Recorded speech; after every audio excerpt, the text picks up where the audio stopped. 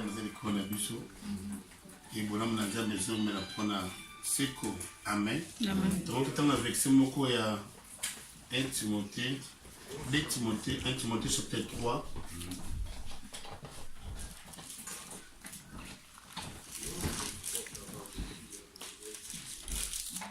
Maman elle pousse la porte.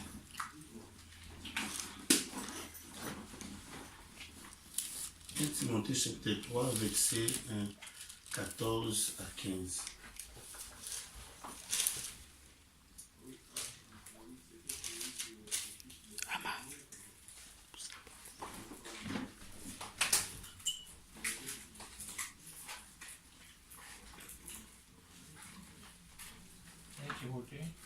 Timothée chapitre 3, 14 à 15.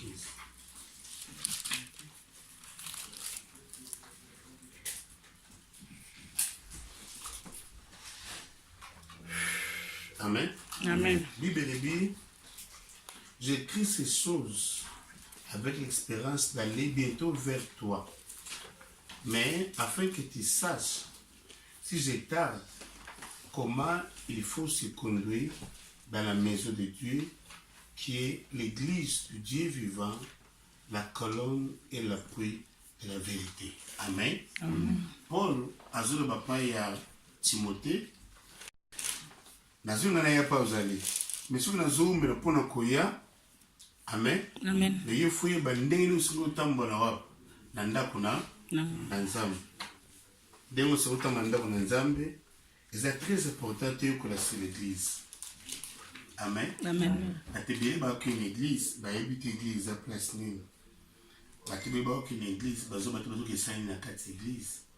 Atebele ba une église, bazo ba lo akina l'église, mais au produit un nécessairement au nzambe alingi pona ye.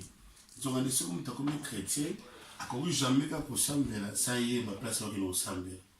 Il faut ba place au kino sambela pas un peu bénéfice na yango. Amen. Donc dans une conscience c'est pas ça que nous sommes belatés à repérer des bénédictions et les cambo nzambe alingi pona ye. C'est très important tant que nous tout les ma tout en bon nzambe tu y va église. Nous taillé ba église azala béni na kombo na Jésus. Amen. Fonction ka église et comme melaye bénédiction pona ye. Pona le bi ndé nous c'est que se conduit na ndako na nzambe.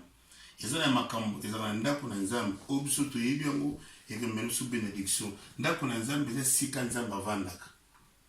Amen. Ndenge nzambe avandi na tabernacle, ndenge nzambe avandi na kati église. Et tabernacle église comme ya respect pona obanga nzambe azala kuna bato na ozala na conscience wana so kotu no kutana nzambe so kutana poto ozala béni so salibo ikamo salama. Ndenge mo pona biso to sambela bénéfice église ezali pamboli pona biso. Amen. Amen. L'église ezali nini? Malheureusement en Christ on a dit seulement tout ça qui mercredi passé qu'on distribuait tout par la Bible est-ce que tu parler sur l'église na connaissance à moquer tout nous partager pour nous comme l'ensemble mon église est aussi en grec comme on ecclésia ecclésia ils a composé na deux mots ek na ecclésia ek engaba de église engaba appelé to bato babengami libanda ya. Amen. L'église ezali ensemble ya bato babengami libanda ya mokili. Libanda influence ezo se réunir. Babe église ezali ensemble, église ezali congrégation. Église ezali ensemble ya bato nyonso to bayambi Yesu lokola kolo pe mobikisi na bango. Ezo bazolanda siko Yesu Masia. Amen. Église ezali chaque chrétien a fait partie de la église. Donc, l'église, ils allaient d'un côté, mais l'église, ils allaient vivre à monde. On dit, ma possible de vivre à la Amen. L'église, ils allaient d'un côté. Et quand vous allez avoir beauté, le monde surtout, il y a un autre qui symbolise l'église par exemple. L'église, ils allaient ensemble à Batba Sangani pour nous suivre Jésus. Ensemble à Batba Ndemi, pour nous suivre. L'église, ils allaient d'un côté de Batongi, au plus Bakindarno, et toujours qu'ils allaient d'un côté déterminé. Basali, pour bakutana basambelaka, mais en gros, ils ont des églises. Ndako na bobuka nango, mais l'église de Sangana, ndenge tu vandi buto kutana. Amen. Amen. Zambambola. Par le temps, mibali misato basangani baosa déjà comme église locale. Tout ça a fait partie de la comme église. Donc tout ça toujours bien la comme église panzam. Ce que m'tembi Yesu a sali part ya okota na kati église. Amen. Amen. Église est fondée et pas Yesu Masia yemoko. Et puis par l'apôtre. Éphésiens chapitre 2 verset 20. Église est fondée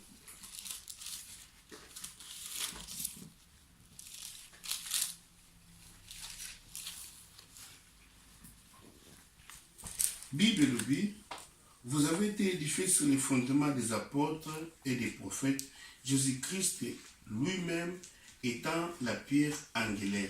L'église est fondée par l'année et par la Yesu et par l'apôtre. Amen. Amen. Même ta fondée l'église à Yesu. Et il a formé l'apôtre, il a aussi, et il a divulgué, il a pensé ça. Et l'église, il a fait cette structure. Il y a une église qui vivre. Ce qui est dans la carte église, on a la Bible, c'est très important de faire bango pour tous les bénis et les cambo. Et dans la carte église, ce qui est bien goûté, juste au peuple, comme Zamba, à l'ingé pour la biso. Amen. L'église est fondée, nous connaissons Pentecôte. Amen. Amen. Bible, nous connaissons Pentecôte, Acte chapitre 2, verset 1 à 4. Quand l'église a été fondée, l'église a été fondée le jour de la Pentecôte, quand le Saint-Esprit est descendu sur les apôtres. Acte chapitre 2, verset 1 à 4.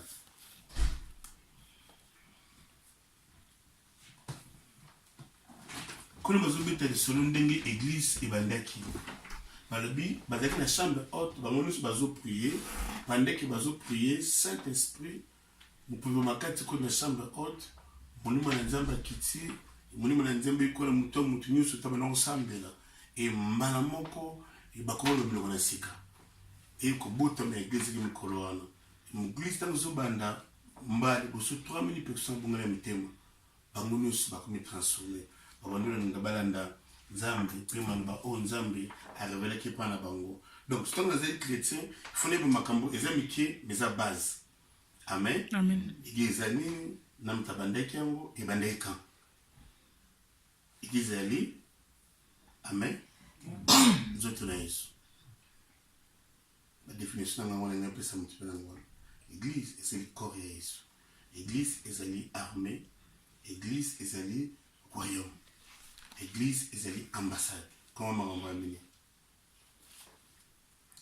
Le sang est bien quand, dans le camp, l'église a été fondée, très bien pour la Pentecôte. Et pour les 12 apôtres, qui va participer pour l'église bande. Dans le fondement, dans le très bien, tant que vous avez l'église, quand vous avez essayé de vous mener, vous avez gagné sur la Tumusus. Et l'église est comme ça, et comme fungwama. Et moi qui me dis bousseau. Tant que vous avez participé à la carte église, il faut que vous ayez les cas. Moi, quand vous avez la carte église, vous avez bénéficié de vous. Et dès que vous avez bénéficié, il faut que vous ayez tous la grâce et les cambessamens pour la biseau. Si vous avez des cambessamens pour la biseau, vous perdez un peu les cambons, mais ce n'est pas la biseau. Tant que vous avez un ensemble, tu fais partie du corps moko. Et on a l'église de l'Inzoto, l'église de l'armée, l'église de l'ambassade, l'église de royaume. Le royaume est Luc chapitre 12, verset 32. Le quoi est un armée est Éphésiens chapitre 2, Éphésiens chapitre 6, verset 11 à 18. Le quoi la corps. Là, on dit moi. C'est bon. On a 4 définitions de la piste. Le quoi l'ambassade est un des Corinthiens chapitre 5, verset 20, 19 à 20. 5, 19 à 20.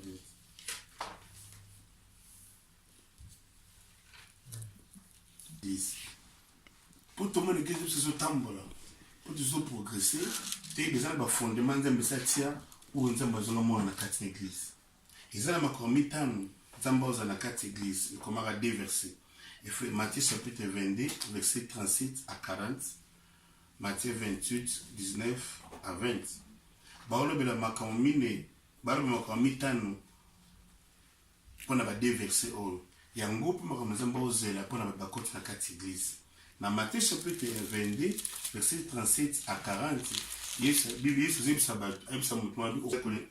aimer Dieu, deuxième étape, aimer les autres, troisième étape, gagner l'évangélisation, quatrième étape, le baptême, cinquième étape, l'enseignement.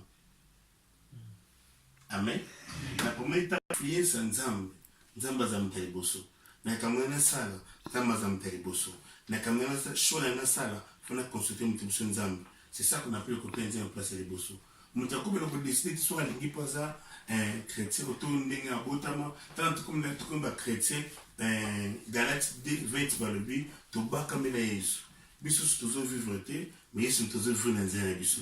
Mais to comme qu'on a vie, ya Yesu na tête na biso pour tout vivre Nzambe awanase. Amen. Amen. Vie chrétienne, c'est la vie de Jésus-Christ. Si tu peux être vie à Jésus, moi, je peux te montrer une manifestation sur le 4 épisodes. Dans notre combat chrétien, il faut te mettre et l'eau de Bosso, il faut que tu Amen. Amen. Pour l'Inganzam, le Mutimana. Deuxième babi, pour l'Ingamuninga. Voilà, on a une dimension d'édification. Chrétien, surtout, à cause de la rapport à Yemogote, il faut l'Ingapen de bonnes chrétiens. Il faut se demander de bonnes chrétiens. Tous les points que se donnent, beaucoup sont moninga pour tous les macasse. Donc, chrétien, moga lembi, nga nazana sengo, inga nazana para nzoto Yesu Masiya te. Si nazana para nzoto Yesu Masiya, kolemba mutu moko ezebe faiblesse na ngai. Parce que biso to sala nzoto moko. Ezaka ko na likolo so beti libako, mondo mutu akoloba. Misu mutu akotala, loboko mutu akosala akosimba. Ye pa kotambola subiete, pour changer nini, pour changer des mœurs, l'édification. Tout ça un rôle, il y a que édifier moko sima moninga. Ya kosunga mutu moko lembaki, ya kotelemisa ye, ya kotala mutu abelaki, ou akufelaki, mutu azwaki problème, mutu bakomaki na matata, nde toko créer climat ya ko vivre lokola organisme ya nzoto nani ya Yesu Masiya. Deuxième étape, troisième étape, c'est qu'on évangéliser. La chrétienne va se pénaliser, nde bazalaka sur 20 ou 100, tu ça non. C'est la chrétienté, c'est la multiplication. Vu tout ça, il faut se comprendre en gâté. Il faut qu'on va moi en anga. Il faut qu'on apprenne de konanga, il faut qu'on apprenne voisin nanga, il faut qu'on apprenne ta quartier nanga, tout ça dans bango, bango besoin de droba bika, nzambe na ndimi. Amen. Si on a ndimi, il faut transmettre un peu la yebi nzambe te. C'est ça le rôle de la chrétienne. Si on a ndimi, il faut que ça peut nous na bikité. Évangélisation. Il faut gagner mutu nanga na kata famille. D'ailleurs, si on a na bika, bazana famille aussi bazo bika te, nazana problème na nzambe. Parce que nous avons bien la bandit pas na yo na hôtel de moto ça fait mobimba. Il y a un moment babina Acte chapitre 16 verset 31, crois tu seras sauvé toi et ta famille. Donc moto ndi mara Yesu la tête est tellement pas nzambe nda simisko code ya nzambe na kata famille wangu. Na kata famille ba pera koko mo tata mo ba pie code ya famille. Mais na bon nzambe so mbi Yesu na famille et ngi même de simisko code ya nzambe aussi porte d'entrée ya nzambe à côté de la famille la Bible. Na tombe mo. Amen. Nzambe simi porte ya nzambe. Nous sommes venus avec ça, sont en acte 16, 30 balbi, Moutouana Tunis, mais c'est ça, n'est pas un bika. Abi, quoi, tu seras sauvé, toi et ta famille. Et il comme il porte sur le bika, tu me souviens de la bika, la famille na bilo. Donc, au bika, n'a pas n'engate. Mais il y a bien de bika, et à ça, tu sonnes. Il y a même pas un qui part à monter back in l'église. Afin qu'à battre, nous avons dit le but qu'on a eu, ils ont été pour affronter les portes, tout le monde dans la famille, bah côté la carte sur le but. Ils ont négligé, à qui par abattre l'église, mais qui par abattre la été, ben déconnecté.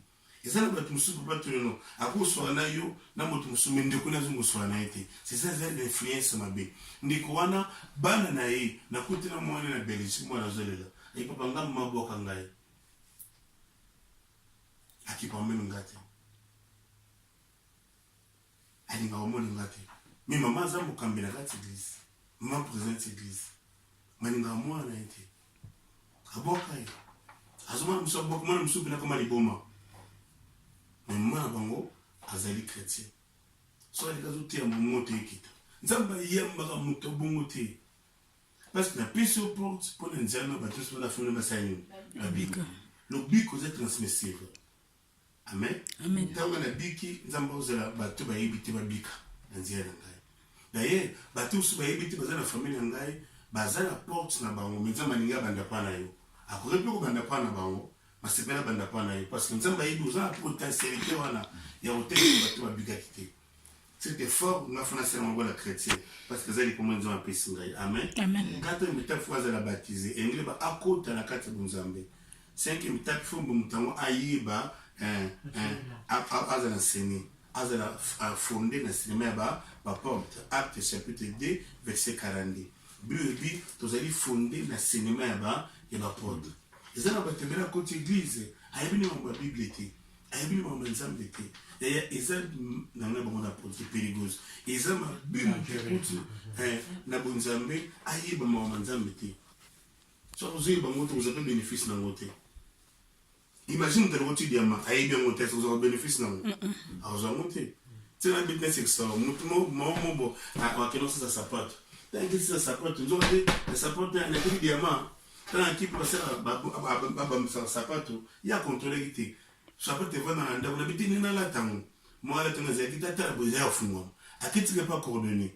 Tant que tu n'es pas coordonné, ce qu'il faut faire. Ah bah la sapote, tant que le sapote. Akumulu na basalite aba mambo supele sapote pena tsingo bopena tano zolo basalite afuna libanga moko ya pembo benga tonique iso brûler penza juste abiango biangote da na muteme ukabatima ziangale mutema makila nzote sene ifungwami amuli ko mbosala te azublo mtaf aben obena diamant na basapato a maison que nous sommes. Na basapato na maison na bato batike basapato bazoyozo botika na ndako na ye asundoli yango azuka tikati na push bala moka bono shanti banzela bakolo so tango bazo bibozo ke explication ko so buli sapato no so sene ba sene te changer coordonnées mo di pa éviter yenda ba ke bongo abina kina ko ngadisa diamant ba kustuka sima mukolo sapato ayibiti na kata sapato na azali na buzimoko donc c'est très important qu'on reconnaître na kata bunzambe ezala buzipo na bato amen na kata bunzambe tuzana droit pour na biso na kata bunzambe tuzana banzela foto kendeli boso mais pour likambango sala mela yo il faut ngoye ba église ani église est place na église ni nezana opona ngai ndio vous avez bénéfice na yo mutaye bien monter à côté de l'église mais vous avez bénéfice na nza pambola amen nzambo zo zani pona mutupa ya mbiso mais mutaye mbiso ezana makamza mbozo ya pona yi bosona le bimba makamza mbozo ya pona église sikuna zo makamza mbozo ya pona ngai même ngai nzambo zo na ngana yi elo ka liboso nzambo zo le oyiba yesu le ba amen amen ba tebele ba coach église ba yebisu mesata zanani asani mpona yi ba yebi jamais makamza mane kulisi pona bango ba yebi jamais ouvert makelesi masie abinga kama makelesi masie ba yebi tika makelesi masie eza nyonso pona yi ya ezala mutu moko ba yabo yibaka alala ka sokati musala yera butalali ate meyibi ndi bamona ngakinda musala zonga kabeni basele pe ba yiba nanda kunayi na butumu basele pe ba yiba ba yepeni bili ba yebu ba monu pe musa clôturer 3 mètres ba monu me ba côté zate le pango ngobi yangote ba beti yango so ya ko meneni to mune ko clôturer mais le pango ça ka ville et comme clôturer ngeni mukazunda kuna baba mo zona ko baba ti depuis le baba ba koti ngobi ngoti mo pele baba to koti yango to koti a metizo na clarté OK toi aider SMS bayaka na suka sinda bile moto na suka sinda bayaka na salaire suka sinda musuba yi mena mwende kuma lekaki amoni pa mo funga mo banga to mita to ndaza na grand numéro mo na vina de na osimbe yaki baki suka sinda mususa ba Jesus baye beaucoup de pango bien clôturé non et communiquer comme ça après 3 jours moko moyibi musaye na bouteille oyiba tanga yibi ndenga zoli kala ki n'est pas mususu mais ce comme il pango vide ba clôturer ti alinga ba mais ndenge ne muto so te ko yiba to mona ba clôturer le to yiba te mona ba clôturer ti les comme ni les a ina na okende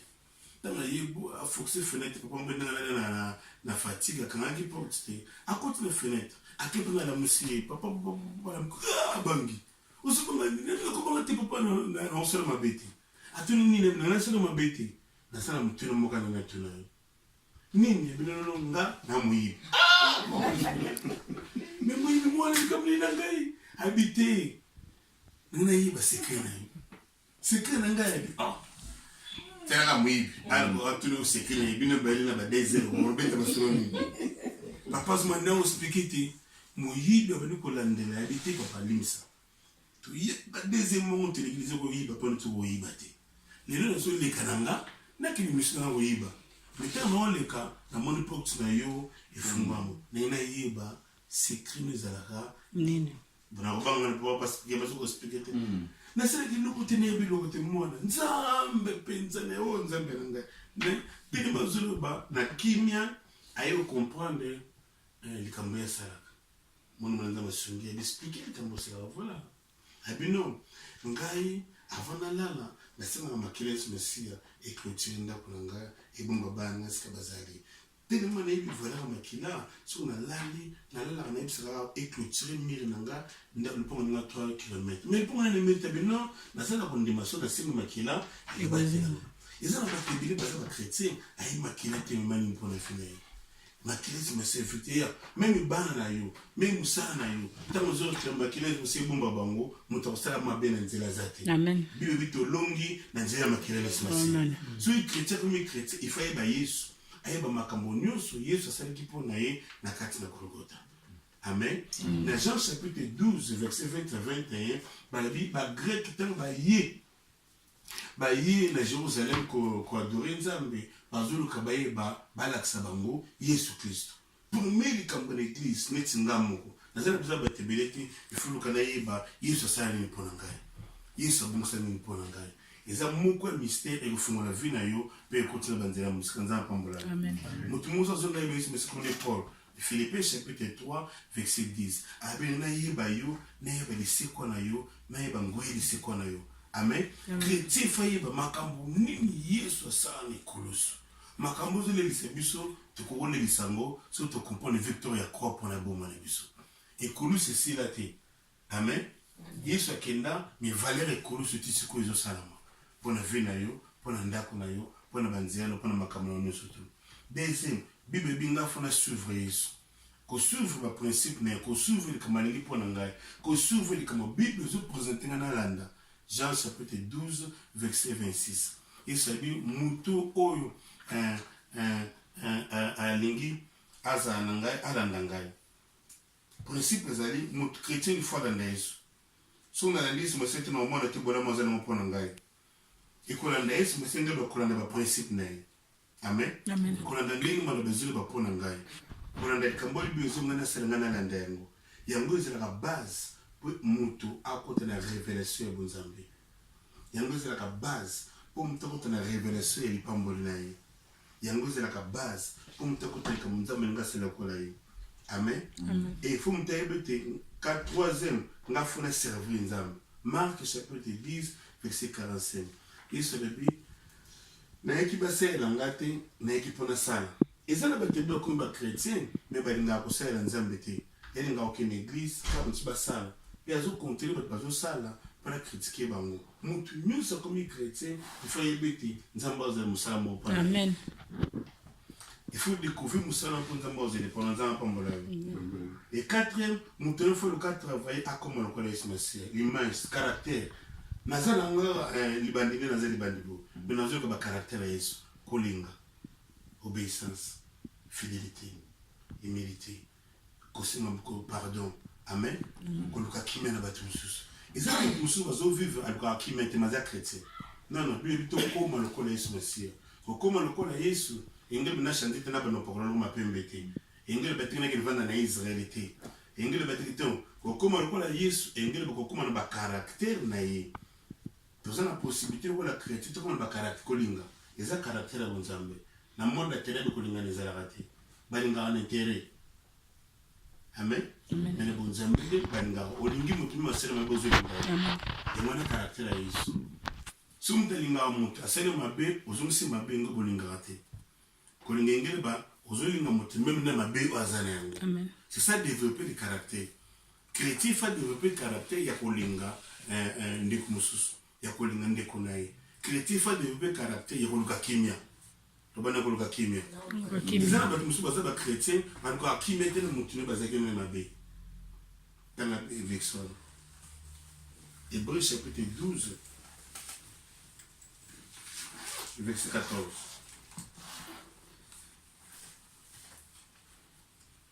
Hébreux 12, 14. Nana pas tant pas sur la vision.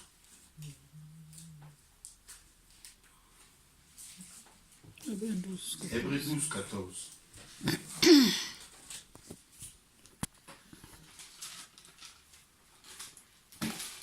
Nana pas tant pas sur la vision. La Bible est là pour tirer.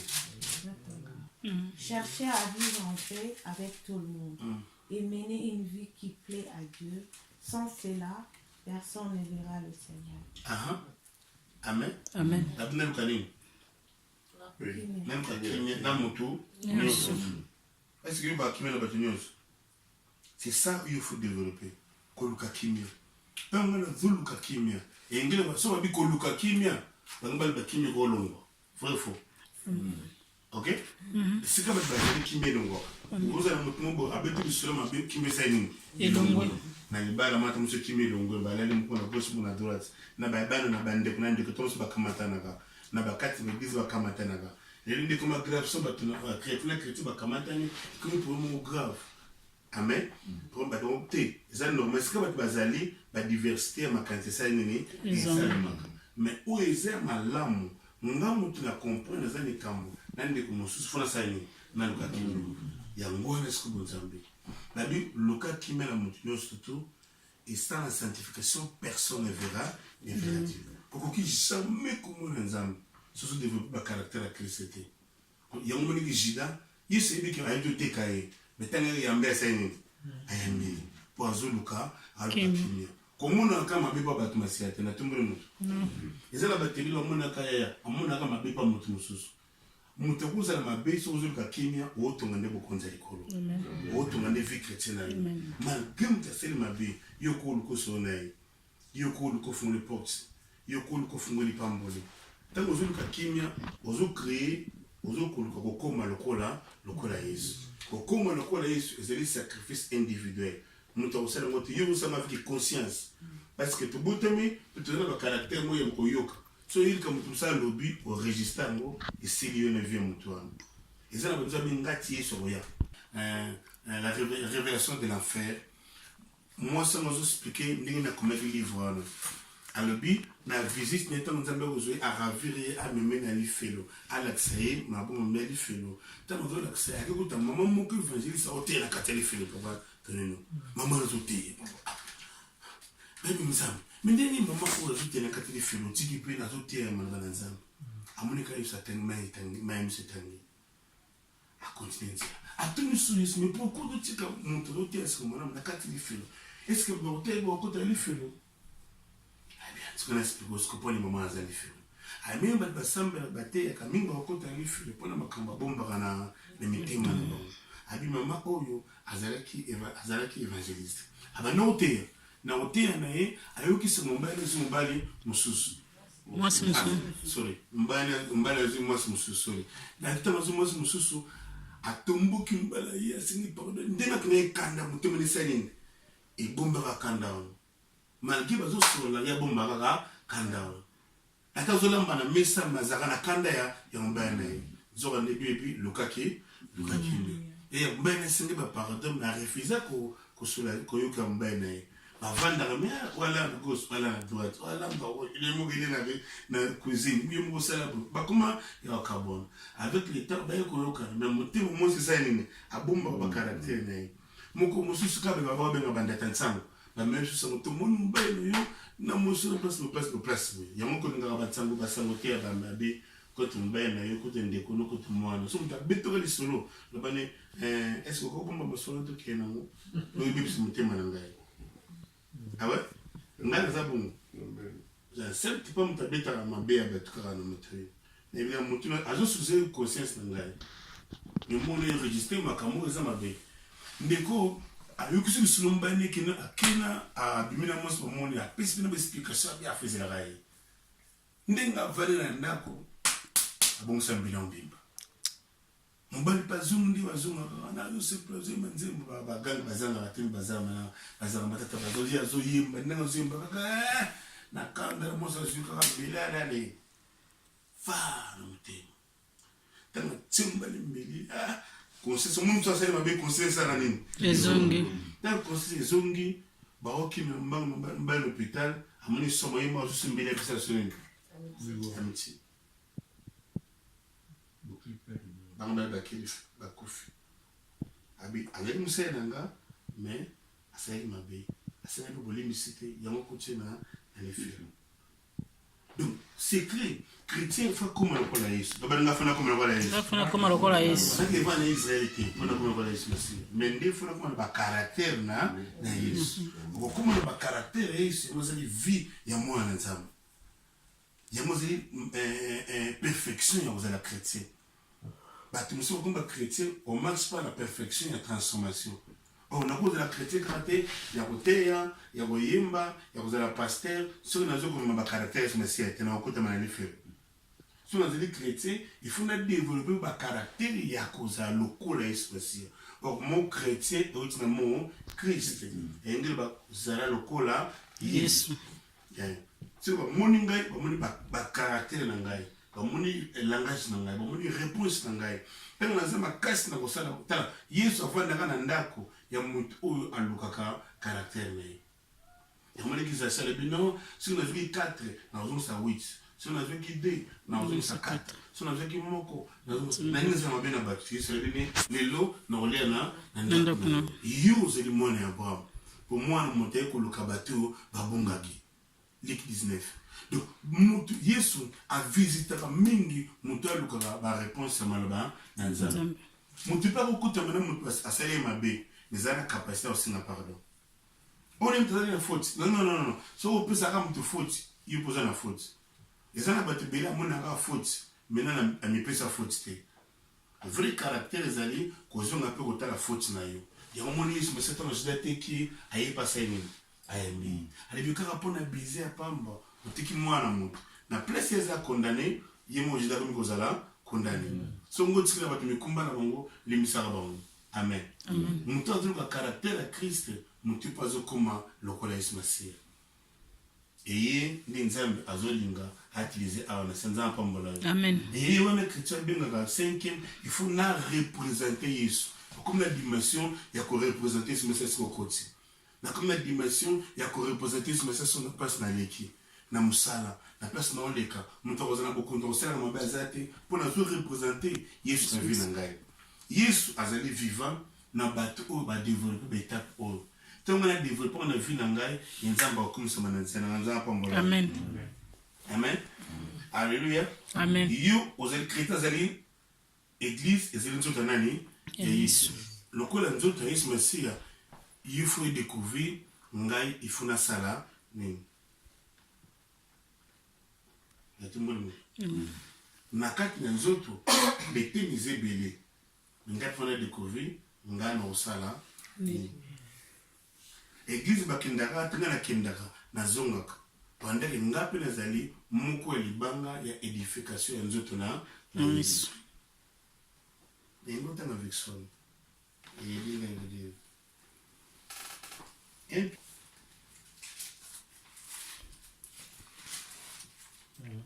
1 Pierre 2, 5. Approchez. 1 Pierre 2, 5. Ouais. Ouais, okay. Approchez-vous de lui. Alors vous aussi, comme des pierres vivantes, vous servirez à construire la maison de l'Esprit Saint. Vous formerez une communauté de prêtres saints pour offrir des sacrifices selon l'Esprit de Dieu. Et Dieu les acceptera à cause de Jésus-Christ. En effet, Amen. Amen. Nous avons besoin de 5 points. Amen. Amen. Nous avons banga. Amen. Bon, je sens après ton anda. D'accord. Tala. Imagine ce qui n'a pas de tongi, brique wana, oya katikati zate, n'a pas de vide, les habillés. Ça les a détruits. Amen. Et donc nous sommes bien, ils ont la capacité à s'aligner. À côté de la place brique wana moko zate. Autant on a la brique na comme chrétien, na zeli moko ya libanga ya édification nzoto na Yesu. Miracle chrétien et bandara na connaissance. Amen. Amen. Tant qu'on a comprendre et na monde miracle na ngebandi. Place di bango spirituel les alliés et place ngana zali. Inzamba lingi yu omo na place na yo.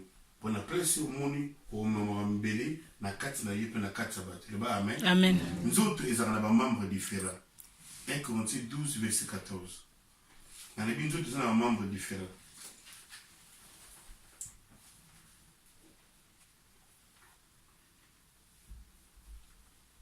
Hein?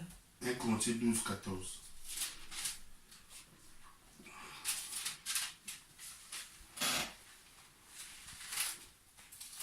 Verset mbele ngokanga nde yango wana balobi pose au corps pour n'avoir fait tout pardon phrase étant 1 Corinthiens 12, 14. 14. En effet, le corps n'a pas qu'une seule partie. Il y en a plusieurs. amen. Soki foyeba te na kati na nzoto balobi eza na beteni moko te eza beteni boni ebele et na parmi beteni ntango okomi chrétien faut se situer na eteni Moko. ozala partout te na même temps eza na bato ebele nga azala partout azala omonti epi mbomano te loboko yanga ata mboko ya likolo esimba te loboko yanga moni noko ya liso esimba te motu fo adéveloppe fonctionnement eloko oyo aza na kati eglise soki aparti ya 15 ntina se bakona otanga baparti oyo loboko asalaka totanga continue ma sœur 15 16 17 Les pieds peut dire, moi, je ne suis pas une main, donc je ne fais pas partie du corps. Pourtant, il fait quand même partie du corps.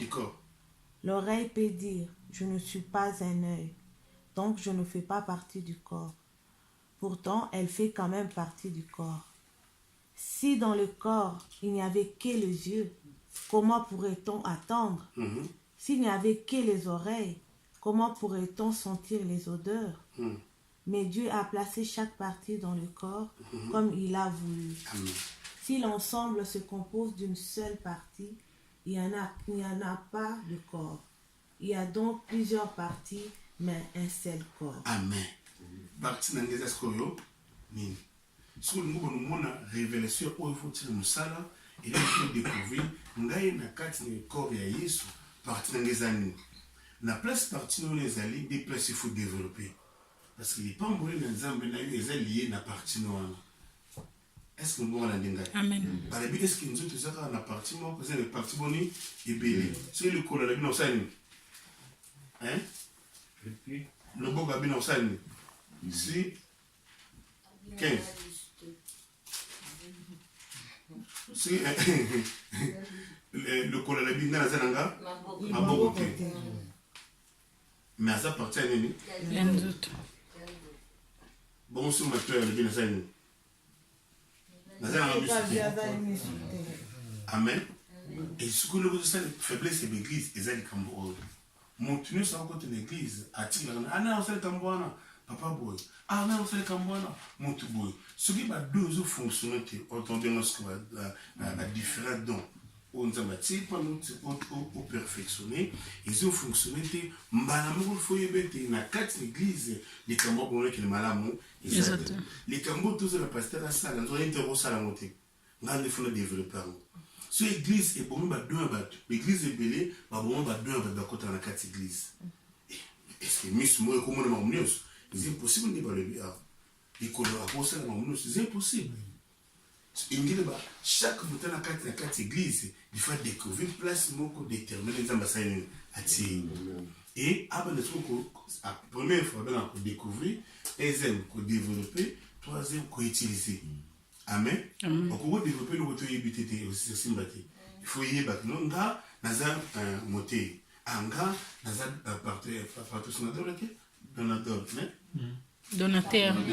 Partenaire. Anga naza protocole. Anga naza intercesseur. Anga naza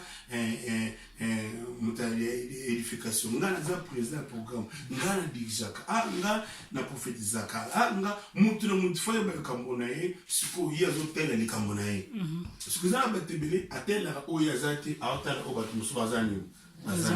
Mais parce que conflit écoute dans la carte de l'église même dans la carte de la société vous avez un secrétaire mon directeur et entreprise pour y aller kamba kepanan akepanai jamais face à moi mo pour y aller kamba mutayebi yango ezai mais l'église ezala bongo te l'église ali tenu tous à la partie du sonio ntango ozongozala ozositue bongo yo moto okola te na mondima eloko ya liboso okola te de obanda komirimire mingi na makambo adusu baosala eloko motu fasala ezali naza na kati ya nzoto moko église locale ezorepresente nzoto moko balabini Église locale ezorepresente nzoto moko. église locale presque osambela ezorepresente nzoto ya Yesu siko mutu na kati ya église locale nga naza na évangélisation nga naza na hospitalité bato bazayambaka bato so moto ayebi tokose préoccupé mosali so moto aye tokosala boye so bato bakotisi na église tosala ndenge poto batikala baoso baza likambo ya enseignement so moto bakoti ye atavaka na baferentiment mpona koferme bato basali nini bakoti na kati ya église fonctionnement wana nde ekufi na kati ya baéglise ekomi kaka kiti pasteur ya te esili batimaka basali nini bakei omona badifférent badon na kati église esalaka te esili badifférent don esala te imagine nzoto kawabi tokotambola na camion boye gaz esala te camion eza na moyo kufa uti botambola ta vite efosala nini okitisa epuis babiso osalaka mona bino mpona bozotambola vite eza okita bakobenga bino susu shalom okotambola na camion mai eza te osomala mai mpe moyanaka te mais eza pourtant na kati ya camion vrai faux okotambola na camion ampoule ya kilotere ekufi omoni bango te camion ekomi na ampane okotambola na camion rétroviseur esala nini ezofonctionne te. Donc, na kati église, mutu na mutu faut découvrir place na ye pour tout ça nzoto moko vivant. Place wa Yesu akomonisa kembo na ye. Ya ba bisi Timothée, sono zo mena na eska bino bozali, mais oyeba ndene ko tambola na ndako ya Nzambe. O ezali eska Nzambe ya bomo, colonne ya vérité. Amen. Amen. Et mutu na mutu akoti na kati église. Soki to bani ko développer spiritualité wana, to peut église vie. Et tu peux se passer à une bayana catégorie. Biso tuzuma na mutu moko. Et biso stobota mbuma. Mutu na place na une. Et loko nzamba tozela mutu moko na ngaye. Amen. Amen. Ngaye sera nkabonanga.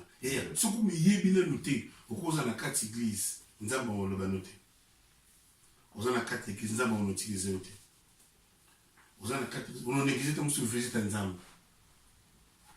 Oza na kati église diabo notifié pa yebi kino yo poza na kamobo nzamba mo diabo ba a découvrir moto oza na kati église aza de non sur na téléphone comment est-ce que ba osanga lundi matin la terre qui na YouTube a benga partir pays ya France habitant lundi matin on a venu comme les langues na c'est non c'est une semaine jeune na se découvrir dans tananga donanga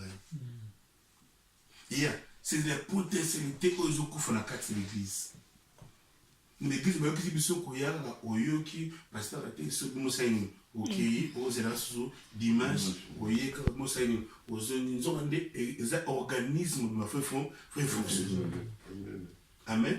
Pour fonctionner il faut ba église ezani eza Yesu nzoto Yesu on a kata nzoto moto na mutazana pa na parole donc ozoni ma spiritualité ya bonzambe na place moko zali. N'est-ce pas un groupe à Yembi, groupe à intercesseur, au groupe à évangélisation, au groupe à participation, au groupe à gagner d'âme, au groupe à Batamusaka, au groupe à diriger un programme. Parce qu'il faisait le bon. Tout à l'heure, il faisait chapitre. Non, Romains chapitre 12, 6 à 8. Romains chapitre 12. 6 à 8. Des dons. Et ils sont différents pour chacun de nous. Chacun. Voilà. Alors, si quelqu'un a le don de parler comme un prophète, qu'il parle en accord avec la foi, commune à tous. Si quelqu'un a le don de servir, qu'il serve. Si quelqu'un a le don d'enseigner, qu'il enseigne. Si quelqu'un a le don d'encourager, qu'il encourage. Celui qui donne doit donner sans compter. Celui qui dirige la communauté doit le faire avec ardeur. Celui qui aide les pauvres doit le faire avec joie. Amen. Amen. Amen. Voilà, c'est combien de cas, mon corps? Combien? Plusieurs. So, tu as un moment où il y a 8. Montre, oh, il y a beaucoup de prophètes, ça y est. A prophétiser. Oh, il y a beaucoup de temps, ça y est. Attends ça. Oh, il y a beaucoup de paix, ça y est. A paix ça. Hein? Oyebi koyamba asali ayamba ozomona moto oyo alingi azala lipambo oyo na kati église découvrir nga nayebi kosala nini nga nayebi kosala nini mpona tia na service ya église ntango ozokose préoccupé na oyo ozosala oza déjà béni au nom de Jésus. Amen. ozofana toliza nzambe na kati na yo. Amen. Alléluia. Amen. toza na ba 27 dons na kati ya bible nalobi combien 27 dons. 1 Corinthiens 12 6 à 7 à 10 baolobela 9 dons. Baolobela 8 dons. Ephésiens 5 11 baolobela 5 dons. Ephésiens 4 dans la Bible sur 1 Corinthiens combien 1 Corinthiens 12 verset 7 tina 11 qu'on va avoir 9 dons. On va avoir 9 dons spirituels. Surtout que l'Éphésiens 5, Éphésiens 4, verset 11, on a 5 ministères. Surtout que dans Romains, on a 3 classes. On a un don spirituel, nous avons un don ministériel, nous avons un don et service. Nous avons un don et service. Amen. Don protocole, don et akotambusa, don et akoteya. Amen. Don musu batengo atumeza badote lokola don oyimba. Na Ancien Testament, ils ont famille basée dans le Cabossani. Tous les bateaux locaux les repriés. Ils ont un bateau là-bas, Anne, basé dans le Cabomba, ils viennent. Et puis, Mbala Koufa Meyet, ils viennent là, couper. Amen. Tous les bateaux ça dans la délivrance. Il y a PC, ma coquille, il y a comme la délivrance, ma vie à bateau sous. Tous les bateaux ça dans la bateau martyr. Bateau va bandager l'eau. Net côté église elle a raté. Nous tout le monde mettait, tout le monde peut ça peut guiser bande. Bamepesi bakangeli bombo bakangi misala na kangi banzanzi mepesa ti église etelemi alinzamba longole la vie na pesi ba opportunité mususu la belle martyr et bandara bato bandara likambo batenga bandara likambo isimba te nzamba otize likambo wana badom so benga do célibataire dans ngote alléluia dans célibataire nana do na te kana cette banana do célibataire ti. Mais ça, vous avez besoin de célibataire. Nous avons besoin de célibataire. Nous avons besoin de célibataire.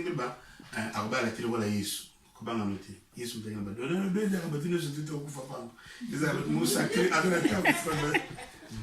Nous avons besoin de célibataire. Nous avons besoin de célibataire. Nous avons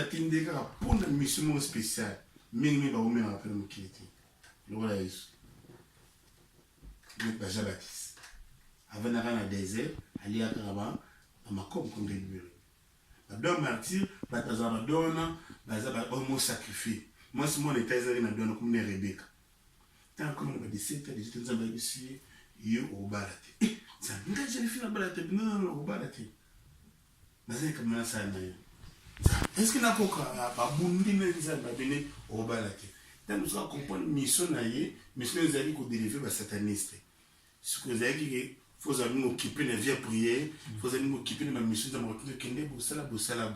Moi, je me souviens que quand on est venu sur Internet, il est venu libérer les captifs. Il est venu libérer les captifs, au chargé de livre au commentaire avec moi, c'est mon coup. Donc, mise à baptiser dans ma délivrance, la sataniste, à délivrer moi, c'est mon coup, Hélène. Moi, c'est Hélène. Hélène qui monte à Satan. Hélène qui monte à Satan. Dans ce mariage, voilà, selon l'histoire, dans ce mariage de l'église catholique des États-Unis. Après le mariage, nous avons ce que moi, je suis dit que je suis un Hélène, je suis démon l'hôpital. Il y a un qui est dans l'hôpital, pour compter l'hôpital, tu comptes pas ensemble. Amen. C'est faut que l'hôpital, il faut bon pour le monde. Moi, on attend un mec à l'hôpital, au moins, elle a 10 ans. Batiki ni no de mots grâce. Le temps où on a âge de 16 ans, 17 ans, comme développer avant temps internat, comme développer la poussée à ma baie. Et moi, ça qu'on a mis ça à ma baie. Surtout que il va dans le Rebecca Brown, il est venu libérer les captifs. Au moins, on va mettre l'histoire mondengue, à ceux qui m'ont son délivrance, moi, son abondi, ça y est, dans la bétail, mais on va nous appeler ces missions. Les Azuinda, avant d'aller à Rebecca. So à moi ça on va dans l'hôpital na quatre hôpital bo bete so ele kumulayi mais mo commence dans une mission ba ne pas de l'église dès que nous sommes dans l'église matete comme et ça normalement pour tenir nous et ça nguye mbe yaka yego bibisa moi soki batindiki bango bakepanda église ntango bakepanda église pasteur azoteya qui remplit la grâce ntango azoteya comme kasi kama soki ozalaki mosino nzambe alingi yo okazaki na bademo atumbuki mama otelema saini akei nzoka ndenge akendeki wana mal à l'aise de fois bomaka pasteur wana na boutique pasteur béincartation na bango baya komenace pasteur au nom de Jésus bakoyi bi amena une explique mais biso toyekola satan aleki milimo nyonso mais ndeni moso susu pasteur oyo abondela kombo na mesianga na silinguya baki tuna baninga na bango moko baninga na biso yozo kasi satan aleki bato nyonso satan aleki bato nyonso te eza na motu moko boya tuna bakombo na ye nani abiso na bikombo na yo nanga tana problème abi nani na yeba abi Yesu alinga na kutuna satan luka dikimasa satan akena ndako atuni tana atuni miyo tinda kabisa kaponi moki ndabona te mikuna pete kutukuti na mutumu wazutanga na kombo ya Yesu bamoba ngwela mwe baby na botomboka wana bababu kandie bosani bakutake babeti na basula na bango kawo so tena nilivyo mwana ngo bakiboka l'hôpital bapetu temo bisila te siko moi so Rebecca abande kosala na hôpital chaque fois simba motu fa sali abonde apona ye yali kamunyo so ngosala s'il vous plaît bonde apona ato bonde atobana nzambe na kenesi masia et bosenza no ke Jésus kambo et fungo des apports so il kama kila kola ki prier na to bi obi to longi bango nzambe kila na Yesu mwana moso bazobunda na ndako nzambe ndeni mutu na tutake simba ta Rebecca sungana mwana moso abika na kutungisa mana ye na kubonda pona mwana moso nzambe bisi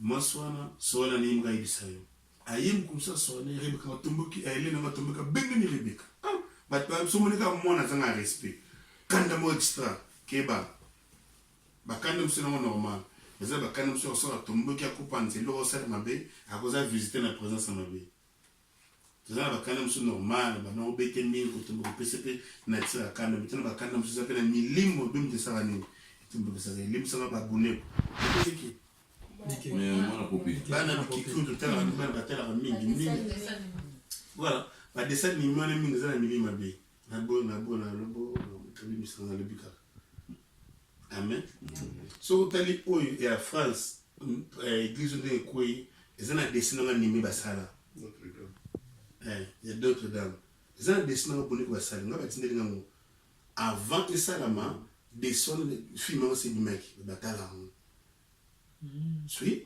ezana téléphone na votre téléphone ndenga tamba na kati ya mai ndenge pona poser kwe et c'est salama déjà mais pourquoi ba salama déjà na bonne de ba ima be salama au nom de Jésus n'explique pas na bonne no swan et siko bonne ko na bonne ko be ngani o bana batela mingi mwana ouais ba dessin mingi mwana maka bomi mama na papa en Espagne pona bonga ta en Espagne ngai kama bongo ndenga zotala amwe dessin mingi ndenga zosala muni mone koteli tana kena shamba joka mbele kipa mama tsaka papa tsaka bakufi teka frère teka il me dit ça va passer kambo tout ça non côté ya muso na mata de semaine il faut contrôler bango lim sana le bika ala mo beti botala na bino faut le prendre ba dessiner ba botala pour mingi zana ba image en b et captiver la image ba so il est afin que les chaînes tombent dans ce livre là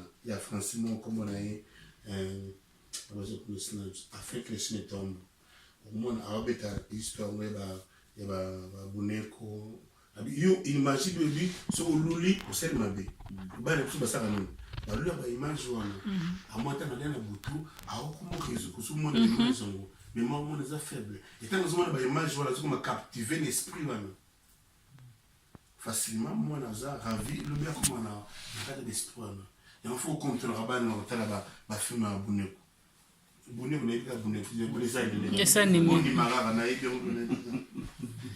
amen donc c'est très important il faut répéter ce qu'on a ba don ça m'appelle ça monter don différent il n'a quatre don na yo ezeli pamboli pour édification l'église tous ba don pour édification ko tongango tous ba don pour église école tous ba don pour misala nzeme monte mwana kati na biso c'est que ce que ngaka pasteur na zana don yo c'est la don on te donne été tokota na falaise ke tokoya ok tokota na faillite na likambo tosala mpo nzambe apesaka moto na bapotentialité différent surtout imagine na kati ya israel moto moko azalaki na don ya komona ya babenga parole ya connaissance parole ya connaissance elingi bakoyeba likambo esalama na nsima ya moto koyeba likambo ozoleka nzambe alakisi esika ozali na 2 Rois chapitre 6 kobanda na 8 na 6 bazobeta lisolo na israel basyria balinga basala nini bakota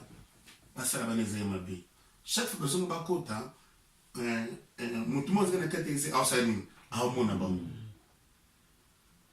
bango bakota na kwana na kote ya nini abengaka nini ya mirus mutaparole konasala moni aexplike baki kuna babondisi soko ntango omona bango bakota na kwe ya nini ya italie bamoni sikoyo mokonzi wa syrie avandisi bato atuni bango nani kati na bino azokende kofunda biso tanga 2 Rois chapitre 6 totanga mbaka bazomona ngo mystique na biso tosala bien mais makambo biso osala nini bazoyeba ngo nani kati na biso azokende kofunda biso nani kati na biso 2 Rois chapitre combien 6